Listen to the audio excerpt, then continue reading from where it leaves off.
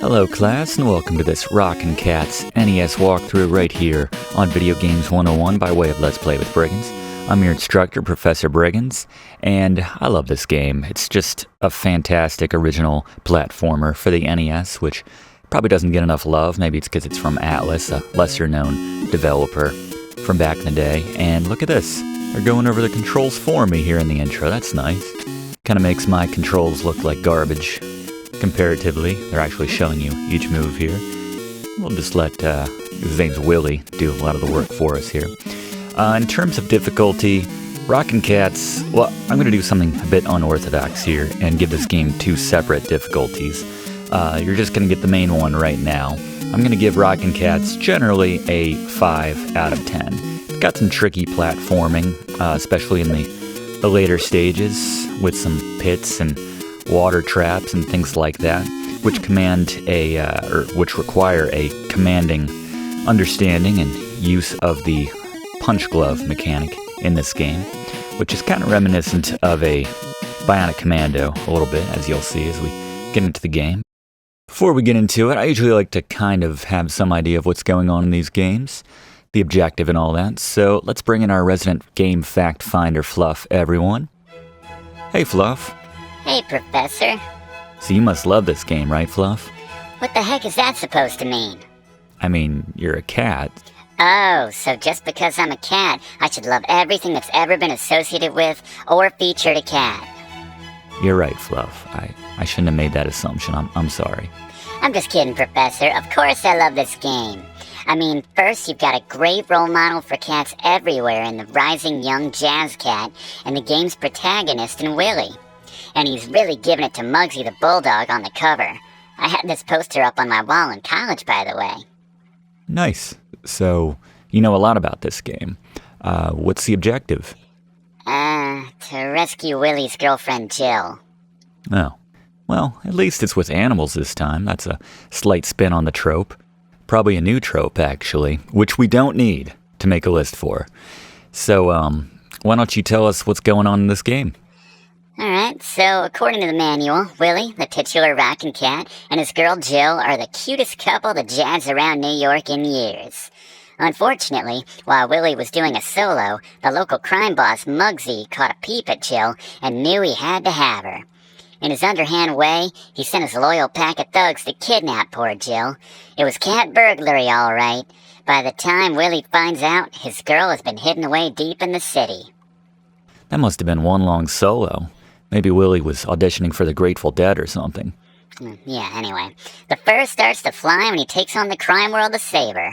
Willie must fight his way through the hot streets, a not-so-funny amusement park, and the Wild West, among other dangerous adventures, with only his punch gun at his side.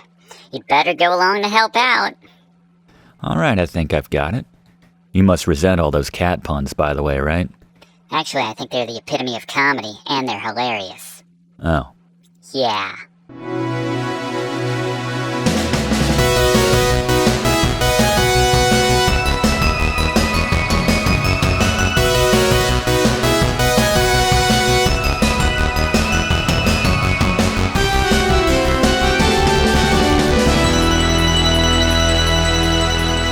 Alright, let's start a new game here in Rockin Kats. Let's take a look at the Briggs Notes 2 right from the start. These are the keys to beating Rockin Kats for the NES. First, earn money after level 1 in the pipe toss and buy all the items. We'll explain how that works, but it makes the game a lot easier.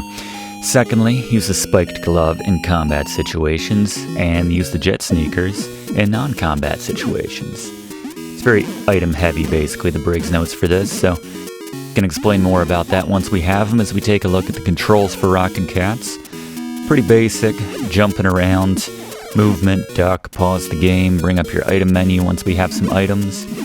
But mostly just, again, it's all about the items here in Rockin Kats, so.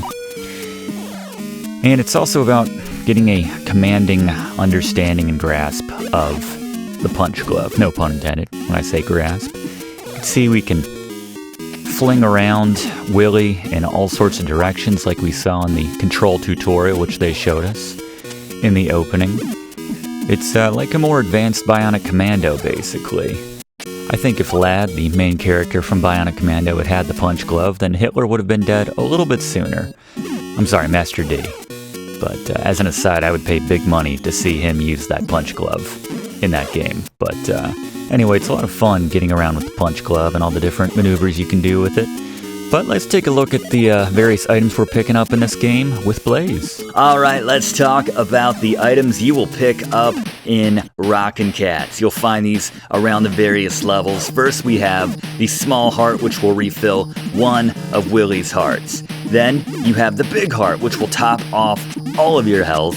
You have the money bag, which is worth $10, but again, if you use the professor's tips early on in this Rockin Kats walkthrough, you know that you do not need money in this game. It's easy enough to come by on its own. And then we have the extra life, little Willy head token right there, grants you an extra life. Alright, thank you, Blaze. Pretty straightforward there. We got our little cat sidekick, who shows up time and time again. Don't say thank you, Willy. Just gave you his skateboard. By the way, we had that mini-boss earlier. Didn't bring in Gary for that during the Blaze segment. It's pretty straightforward, as you could tell. We'll bring him out for the subsequent bosses here. And a lot of these times when we're using the skateboard, it's we can go on top of the train here, or we can go a bit faster by pushing forward when we're on the actual board. Whenever we're on some sort of vehicle, you can bypass the level a little bit quicker when you do that, so just something to keep in mind. Not that we're trying to end this game faster, but you can maybe avoid more of the enemies than you would otherwise by picking up the pace a little bit. So we avoid a lot of the traffic here. We have one little last stretch here before we fight the first proper boss of Rockin Kats. But it's a good stretch for you to get a better grasp on how the punch glove works and everything, how we can just make the entire world our playground, basically, with this thing. That's kind of how I see it. We can get a little bit of extra height by bouncing off the ground sometimes. I almost never use the grabbing mechanic, actually. You can do that, it's worth mentioning, but yeah, it's rare. You think they would put in a boss where you needed to use that to take him down, throw some projectiles back at him. But anyway, a nice little cutscene here, and this will take us to the first boss, Gary. It's Scary Gary's Boss Beaters. Alright, the bull band. Stay to the left or right of the middle slot, and just hit the leader when he pops out. You can hit the other members to stop the lights from dropping on you and get a heart, but it's not necessary. You just avoid those when they drop down. But focus on the band leader. He's the one you gotta take down to win this battle. There you go. This is the only boss battle we need to slum it without the spiked punch glove, the hammer punch, or whatever they call it in this game. So it takes a little bit longer, but we can bounce up there to get the heart if we want to. But again, like Gary said, not necessary. The falling lights aren't that difficult to avoid, ultimately. Wonder what kind of a draw the bull band get. Hopefully they do okay. I say hopefully, but they are trying to kill me. Wonder where the beat's coming from, considering I killed the band. But, just a lot of punches in this game of whack-a-mole. And there we go. We get all our health back when we take him down. And we get a couple $100. I don't know if that was like their cut of the door, basically. And we just took that. I don't know, maybe that's their merch sales money. I'd buy a bull band t-shirt, I'd wear that. Only did what I had to do. And then he kidnaps her again on the next channel. Alright, so now we finally get into one of the major hacks of this game. So now that we have a little bit of cash, after that first level, we can come down to the bonus game channel. And I recommend the pipe toss. It's the most expensive game, but it's very easy to make a lot of money by getting into a very simple rhythm. And this is the one time where we do use the grasping mechanic. So you'll notice what we're doing here. Grab a ball and then get into the 12 o'clock position. And then just time it just right so that you release it and get into that top pipe. I don't even know that the lower pipes are any easier to get the ball into, quite honestly. But Eventually, they'll just shut the game down and say you've made too much money. As you can see, as we made quite a bit of money right there, $560. But we're not done. They can shoo us away once, but we're coming right back. I recommend doing this 2 or 3 times so you have about $1,500, something like that. Then we'll go on a little shopping spree. But it really is this easy. Haven't missed once this time. Just get into a nice rhythm, as you can see right here. We stay in the back so we can grab another ball, and yeah, that was 8 for 8 right there. There we go. Making bank. Let's check out the other games just for fun. We have roulette here. My second favorite game. If you can time this, then, you know, you can make some cash from this. They don't give you a lot of turns, though. Grab a bunch of extra 1-ups here. Get the 3-up, get $100. But I'd much rather just do the pipe toss and make some big money. And then this is the only one which I don't really enjoy that much. I think it's a bit trickier. You can swing yourself from this little ledge handle, but anyway. Yeah, let's head over to the shopping channel now and let Blaze explain the items we can buy in Rockin Kats. Alright, let's talk about the 5 different items you can buy in the store. 4 of these are items you can use on demand as you're going through the levels. First, we have the projectile down an arc kind of cherry bomb looking thing. This is okay, you can use this every now and then when you have an enemy kind of just in the distance, maybe a bit lower than you, and they're kind of on a platform you want to be on. That could be the go-to move there. Other than that, not that effective. Then we have the double power punching glove. Very, very powerful item. Just missed out on being my item of the game. Basically, always have this equipped when it's a combat situation. Then we have the twin projectile firing item. I never really use this, but there it is. If you want to buy them all, you'll certainly have the cash if you use our tips, but go ahead and grab that if you want. And then we have my item of the game, the rocket shoes, which grant you a second of hovering. In a platformer game like this is a godsend. My item of the game for Rockin Kats. Use this whenever you're not in a combat situation. It makes getting through some of the trickier platforming sections of this game a whole lot easier. And then once again, we just have the extra life, which you can buy in the store. Alright, good call, Blaze. I love a game where you can buy all the best items, or have all the best items, in the first quarter of the game, basically. Makes everything a lot easier moving forward. So as the Briggs note suggested, always have this hammer punch equipped. Little spiked mace here when we're in combat situations. And then when you need to do some platform, you switch over to the jet sneakers, or whatever they're called. And we have a mini boss here. Gary? Boss beat. Alright, the dog pilot. Gotta come up with my own names here. Use the hammer punch to deflect the small red balls. Very effective. Just make sure you avoid the large green balls because your hammer will not work on those. But that does extra damage against the boss himself. Just keep whacking at him with your hammer punch and you'll take him down. Alright. There you go. And if you're a little low on health here, not a big deal. We're being kind of lazy because we get all of our health back after we defeat any kind of boss. Mini or conventional, I'm not sure what the other term is. Maximum. Some of the bosses in this game's case, maximum is a fitting term. So now we're going to switch over to our little rocket sneaks. Buy ourselves some extra hang time, basically, as we're maneuvering around this area here. This little moving platform, which we don't need to use any real strategy with.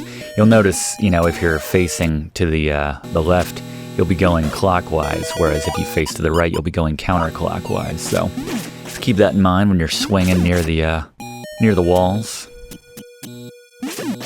I do love this hammer punch, though. Not only is it able to kill most enemies with one hit, whereas the regular punch glove couldn't do that. It just the fact that it takes down projectiles is huge in this game. Lets you just keep whacking away without having to worry about dodging anything. Get more hits in that way, basically. Just obviously note that the hammer punch can't hang on to anything, so we Get a nice little swing here, and that's where we want to drop, actually.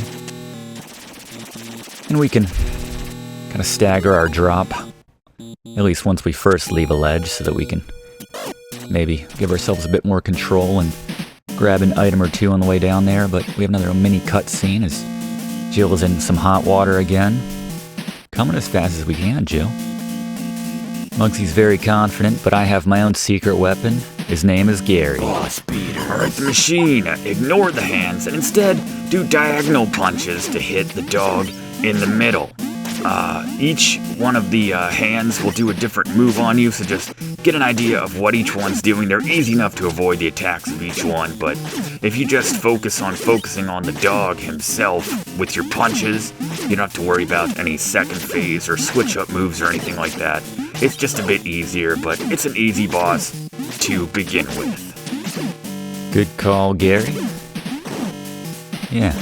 Generally, you can take him out with this strategy before he loses all of his hands. And if he's only got like one hand left on the thing, he'll keep flipping around and try to use his hand on you, but nothing will come out, so it's a pretty good way to go. Just buy yourself some extra hits on that guy, but very easy. Jill, do me a favor, just be more careful moving forward.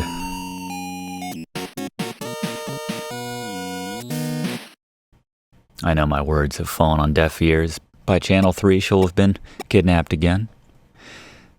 By the way, the good old days when you only had, 4 channels? You had a 5th channel, but the reception was never that good. You had to beat all the other channels to unlock that channel. Wait, what? So here we are in the playland here. We can knock out these weird platform totem tower looking dogs that are giving us the side eye.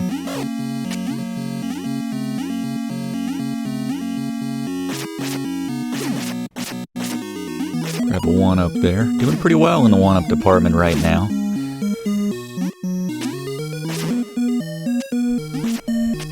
This is actually one of the trickier jumps of this game.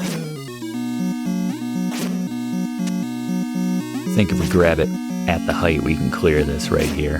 There we go. Little diagonal punch gets it done. It really is a lot of fun, though. I keep saying it, but Atlus just nailed the mechanic with this game, with the punch glove. I wouldn't mind seeing a sequel of this game, actually. I say that, 30 years after it came out, but still. Ship's probably sailed on that. Here we just keep walking to the right.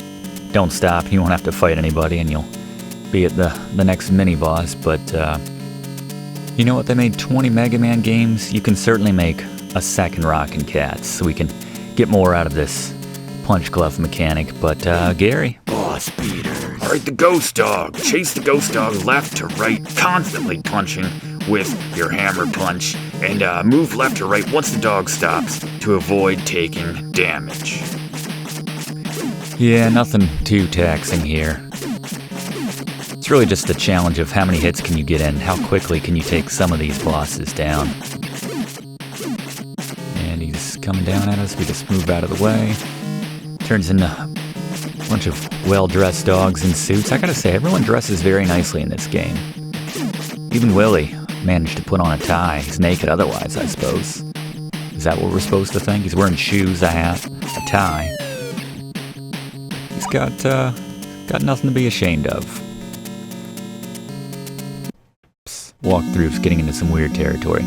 Alright, so this is where some of the difficulty of this game comes from, some of these water areas. But in this case, if we just use the rocket shoes, the jet sneakers, we can avoid a lot of the obstacles.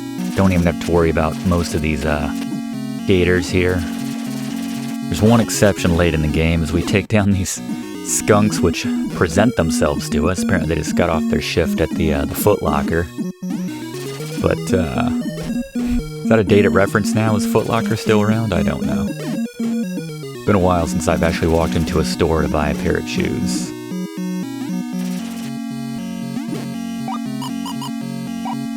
Sometimes it's a toss-up. It's like, do you want the accessibility or do you want the extra punching power? So, try to get through this as far as I can without switching. Nah, we gotta use them here.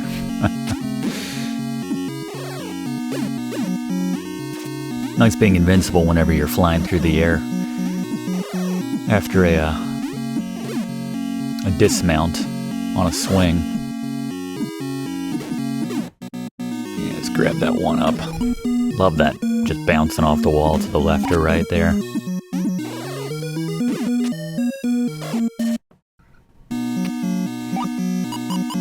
Here we can get a little extra speed if we jump, actually. But otherwise, you just stay punching up and to the right until one of these pandas comes around. Then you might want to jump, and you can see how everything kind of speeds up. Clear that a little bit faster if we're going for some sort of speed run here. Which I don't know that we are. We've got these bats unleashing the baby bats. What's the word for the baby bats? Youthful bats?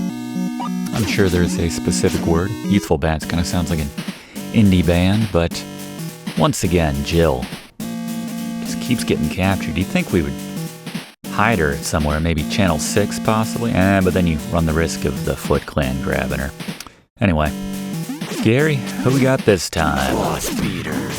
With the clown dog. This is a fun battle. Use the hammer punch to deflect projectiles in the first phase. It just knocks those attacks out of the way and just keeps smashing on that clown dog. In the second phase, you can deflect off the wall to easily avoid the rolling dog move when he's going around in circles. And then just keep punching once he comes out. The same hammer punch can deflect those same attacks in this phase as well. So not the hardest, but just something a bit different. I kind of like this one. But there you go, the clown dog. Yeah, I like bouncing off the wall with that move right there to avoid the damage. But it's all about the hammer, just knocking down those projectiles once again. Even on the bosses, you'd think they would not allow that with the bosses, but nope. Atlus is an understanding company. There we go. It's my victory pose right there. Willie's victory pose. Hey Jill, once again. Impatient Willie tapping his foot right there. Don't do that, I'm embarrassed. Alright, only one more channel to choose from right here. We're headed to the Old West, the Wild West. Yeah, I'd like to see an update of this game, but for the streaming era. You know, you could have all the major streaming platforms taking the place of the channels. Not sure they would be on board with that or not, but cat, like that. Bar.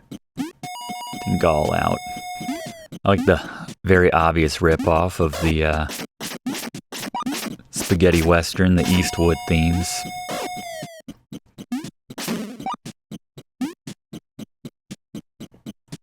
Works quite well though. I have good memories of this, even before I knew what spaghetti westerns were, before I'd seen any of those films.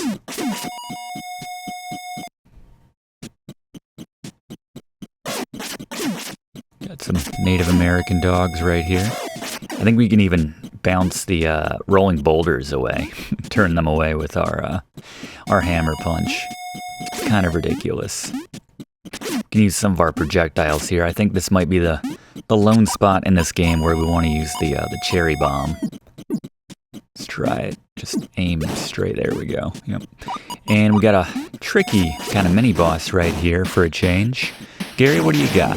Boss beater. Alright, the totem dog. Jump between the two dogs when one of them comes at you, and then jump and attack that top dog. And then when it comes back at you, just jump again. Just basically rinse and repeat. Stay in between the two, focus on dodging their moves when they come. It's kind of difficult with the rain and everything, but overall, not too taxing, and you're moving on. There you go. One of the tougher bosses in this game, but that's still not saying a whole lot. And we just avoid the money in that case. We have plenty of money to retire on at this point, I would say. And if we don't, we know where Vegas is, basically. Just head right back to the game channel. Bonus channel. I like that ominous music. This game has pretty good music. Overall, not the most memorable, but fits the game very well, I have to say.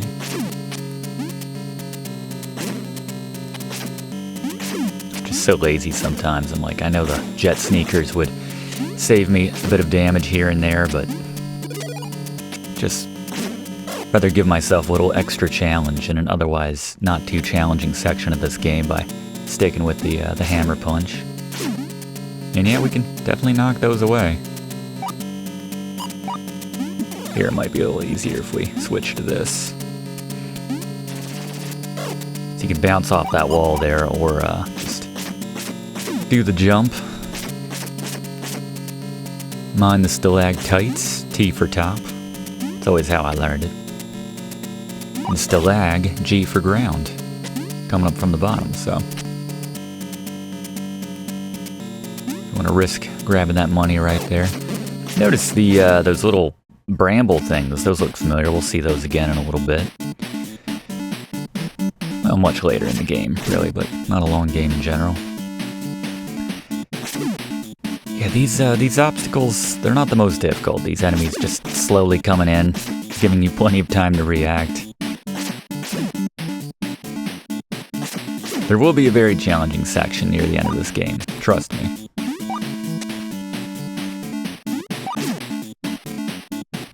Again, we get a little boost with the jumps, and just make sure you make that jump right there.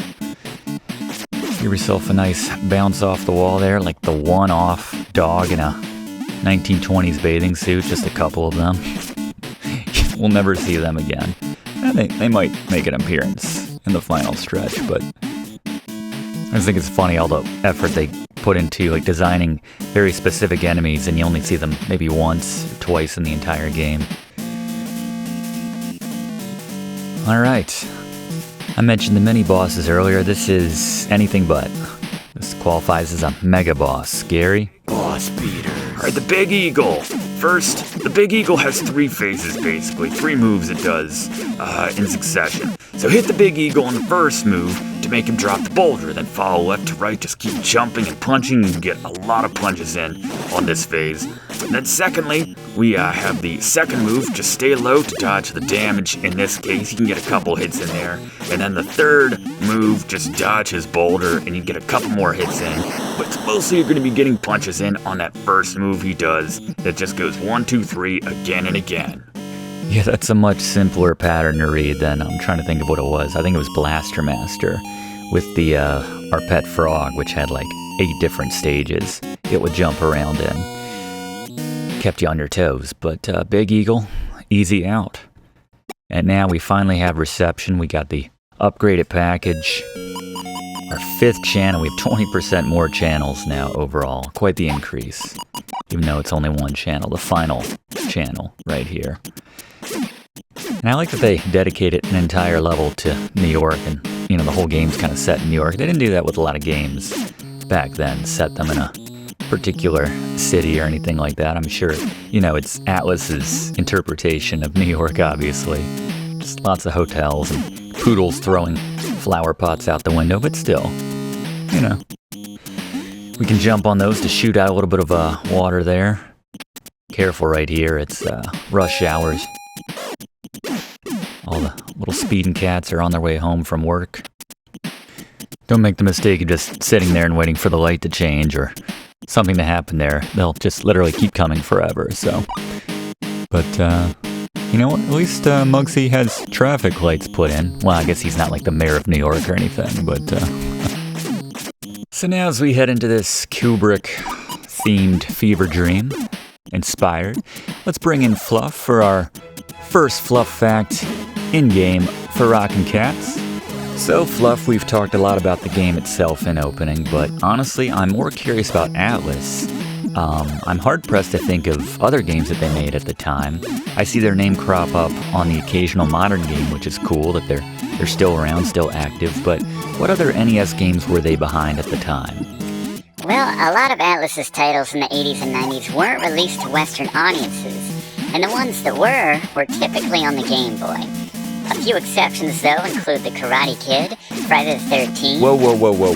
Hold up.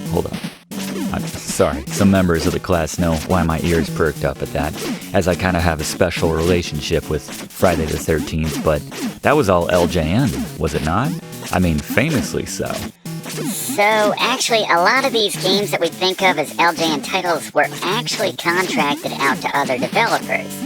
Basically, it seems like LJN sucked up a lot of licensing deals, then needed to find someone to actually make the games, and Atlus seemingly got most of them. But it gets especially murky here, as even if Atlus as a whole didn't work on a game, one or some of their employees were often subcontracted out to work on bits and pieces of these games with other developers. It really was the Wild West of the game design days, with details remaining understandably hazy on a lot of the more obscure games outside of Nintendo themselves and the more established third-party developers.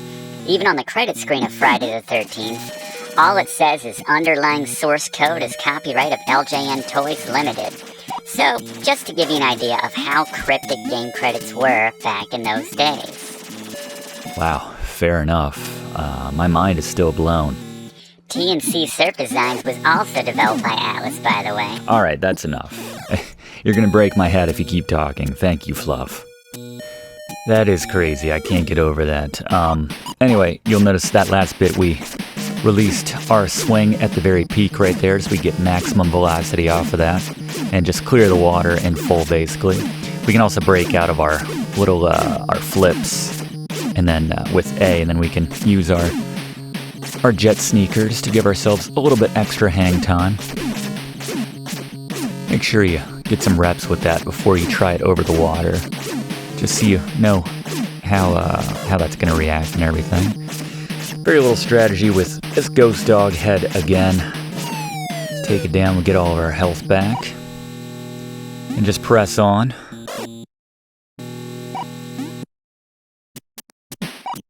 And we gotta scale this building now, so might as well go back to the jet sneaks. I was going for a clean run right there. These bats can be a little bit annoying at this point in the game. This is sort of a miniature boss rush here. I kind of like it. We mentioned Mega Man earlier, but don't think it's necessary to bring in Gary again. Same strategy applies. The terrain's not too different in most of these cases. Get that hammer punch out. Let's see how quickly we can take down Big Eagle this time. A very well-dressed Big Eagle, by the way. He's got a little vest on, little scarf. It's adorable. Hat. Flying goggles. I assume those are flying goggles. It's like a little Sherlock Holmes kind of, mixed with an Amelia Earhart, probably the vibe they were going for. I feel like eagles have good vision, but... Sorry, it's dead. Alright, moving on. I'm not sorry that it's dead, but... We have a lot of money at this point. The retirement fund. In 1920s money, that was probably a decent chunk of change, especially in this world. For a cat, you know? Hopefully Fluff doesn't take exception to that, but I would think $2,200 for a cat in any era is pretty decent. That's a lot of kibble. And it's all dog enemies, basically, you'll notice. They have not thrown in any cats. Just the one that's helping us out. Again, we could just knock back the bullets there. The only cat, besides Jill, I guess, for the most part, is our little friend, who's getting around, actually, giving us all these rentals and running the shopping channel. Doing quite well. It's an enterprising little cat. Just keep this last glove intact. You can see when it gets to the hook, it doesn't have any moves. It just kind of doesn't know what to do with itself, so it just wastes time. We can get in more jumps, or attacks rather. We can throw in some disrespectful teabags there. We can knock these stupid things out of the way. It's OP, the punch glove. Really, Blaze could have given out to item of the game designation to both of these items, if you ask me. Back to the dog pilot again. Again, they don't give you any existing names for these in the instruction manual or anything, so you're sort of on your own to come up with creative, or I guess in our case not so creative, names for them, but still, you can't tell me it doesn't fit. It's a dog and it's a pilot. Again, just laziness there. Not sure if we grabbed the 1-up or not. I guess not, but... Getting some Jackie Chan vibes right here, actually. Now that I think about it. Reminds me of the final stretch, and they use that light mechanic, which Jackie Chan uses, which I guess Mega Man 2 uses as well with the, well, I guess not Mega Man 2, it would have been Mega Man 3 maybe with Shadow Man. It's just thinking of the Heat Man stage. Just so easy to get around with the Punch Club, which Willie apparently designed himself, I think according to the manual. So in addition to being a very famous jazz cat, he, bit of an amateur inventor as well. Again, I'm not sure why the shopping channel is selling attachments which are specific for the Punch Glove, which we made ourselves. Makes me think someone's lying. Maybe Willie didn't actually make this. It's just something he told Jill to, you know, gain some favor, basically. He actually bought it from late-night television. Infomercials, maybe. I don't think you need to garner a lot of favor with Jill, though. You've saved her 4 times. Working on the 5th right now. Just kind of yo-yoing off that wall right there. Just basically showing my complete lack of respect, basically, for Clown Dog. He's a clown in more ways than one to us. And actually, I guess we need to show him a little bit of respect as he's about to kill us, so... Working on a no-hitter here. No deather, I guess better said. Let's try to keep that going. There we go. Alright, we finally get a new boss coming up here, and we have another otherwise tricky section, which is made a lot easier by virtue of our rocket sneaks. So here we just want to, at the very height, basically, even I need to get a little practice in here. Do that, and we could just make it with 1. Just have to have confidence, gotta have the faith right there. Top off our health for very sizable boss that's coming up here, and not quite enough there, but we can get 1 more punch in, and here we go. One last cutscene before Mr. Kong. Gary? Right, Mr. Kong. It's a very well-dressed Kong right there. Stay under Mr. Kong to avoid his projectiles, or you could stay to the left or right. Just be mindful of when he reaches into his pockets and pulls out some pretty dangerous pocket lint, but yeah, basically just punch from the side if you're not underneath him. It's a bit easier than having to move with him as he moves left and right, jumping around, as his jumps can be a bit unpredictable, but just keep punching, basically. Either strategy works, and you'll have beaten Mr. Kong. Yeah, nothing too crazy, but yeah, the pocket lint that he's throwing out, whatever he's throwing out, looks a lot like the obstacles we had in the old Wild West when we were on the minecart track. But anyway, just throwing in the bananas. Like, Kong's like bananas, right? Wonder if there's any relation to the Kong family as we know them. Donkey and Diddy and others. And there he goes. To explode, as everyone seems to. They just couldn't come up with an explosion animation for Mr. Kong there. Mind the fish, I guess. Not too worried about it. And we're gonna go back for one final tricky jumping section before the postscript, basically, which is, I sort of alluded to in the opening. The game's not over when it's over in this game's case. And we can just get enough rocket jump right there and dodge one more foot locker skunk right there, and time for the final boss, but not really the final boss, but... Alright, Gary, what you got on Mugsy? Boss beaters. Alright, time for Mugsy. Stay close to him and just keep punching with that hammer punch. This will keep him stun locked and deflect his bullets so that he cannot move. This is great. He won't transition to the other side of the screen if you hit him fast enough, and he doesn't really get any attacks of his own off. But if they do, you can go ahead and use that hammer punch to knock him down. Nothing like stun locking the last boss. It's the little things, right? Just make me smile. Love seeing Willy with his hands up like that. And just like that, he is down. Or up, I should say. Love how high the Earth and the Moon both look here. Moon looks agitated for a split second, and then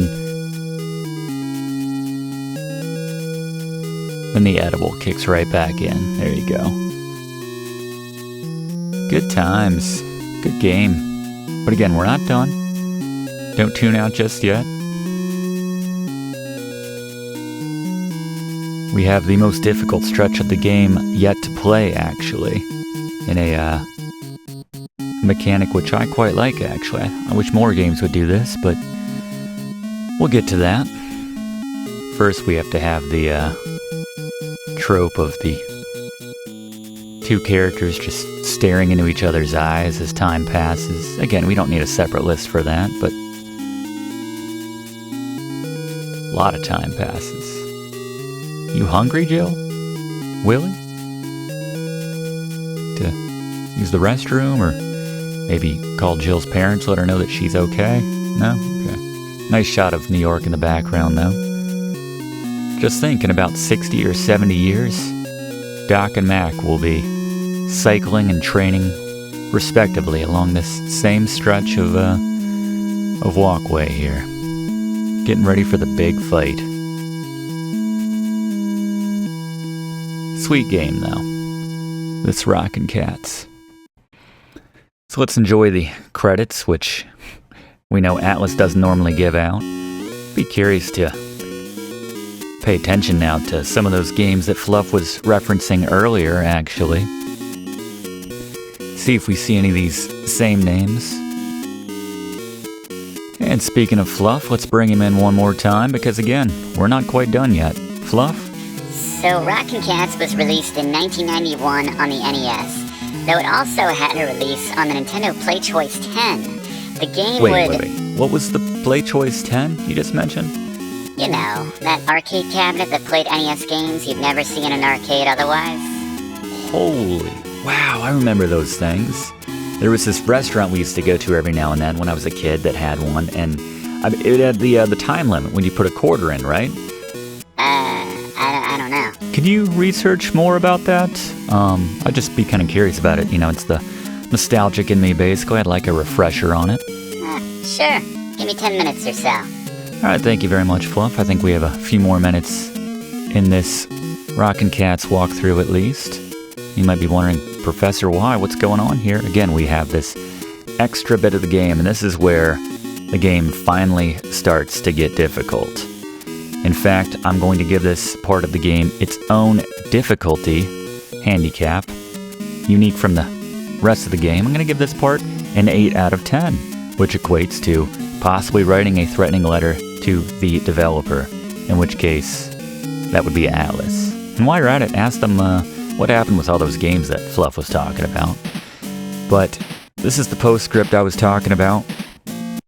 Mugsy's not quite done with us, so we're going one more round with him. But you'll notice, at some point, I guess in the drunken celebration with Jill, we blew all $2,000 plus that we had saved up. Lost all of my equipment, died a whole bunch of times, must have been one hell of a party, one hell of a celebration. But, so, if you're going for no death here, this might be a tall ask, basically. We get to, do a lot with the punch glove mechanic here, which I love. If the rest of this game had been like this, then, well, it would have been more challenging. I guess is the only thing to say about that. You're definitely going to be missing your hammer punch and your rocket shoes, your jet sneakers at this point in the game. And there's no opportunity to regain any of your life in this final stretch as well, so might need to go through a life or two just to get to the final boss, who, once again, is Mugsy, but without the luxury of having the spiked punch, it's going to be more difficult. This part, especially, is tricky. Just some of these jumps and swings alone are bad enough, but then you have these bats being a fly in the ointment, so to speak. Try to get to the very top of this branch here. And then you can either bounce off of the right wall, if you can turn around in time, and just kind of take the damage that they give you there, just as long as you can make it up to that platform. So this might be all the health that we have.